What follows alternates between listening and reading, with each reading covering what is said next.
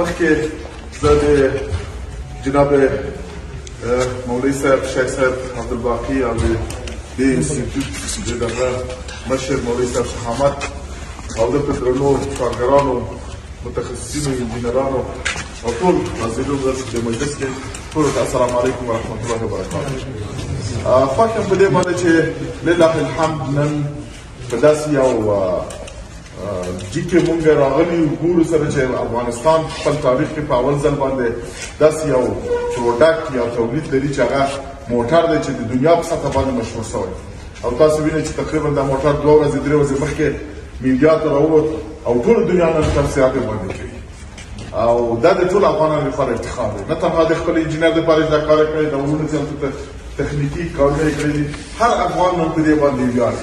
موږ پرې باندې افتخار کوو که څوک په پامیر کې ژوند کوي، که څوک په اسلام قلعه کې ژوند کوي، که څوک په ګلاب خان کې ژوند کوي، که څوک په کابل د هلمند په دشت غرو کې ژوند کوي، ټول په دې باندې افتخار.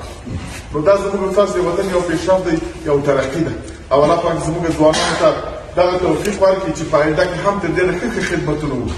دا زموږ وطن دی، کوم باندې حق لري. دا وطن به موږ جوړوو، په پښو به یې دروو. لکه مخکې چې ملګري ورته اشاره وکړه او دا تشریحات هم سره ورکړل چې له اول جنګ جهاني نه شروع کړي چې خلک 3 کاله په خندقو کې 12 میلیونه انسانان 14 میلیونه انسانان تباه شول په دوم جنگ جهاني کې. هغه به بیرته پرېږدو.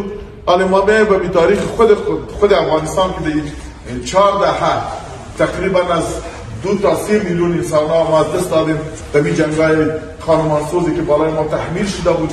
البته جنگی بود که بالای ما تحمیل شد، داخل خانه ما آمد، خانه می‌خواستیم که این جنگ شود، اما بالای ما تحمیل شد و به این تعداد ما بیوه و یتیم و معیوب در داخل کشور داریم. امروز حالت کشور ما رو شما می‌بینید که از هر نگاه، از خصوصا از نگاه اقتصادی ما در دنیا از اون پسمانده‌ترین کشورهای جهان هستیم.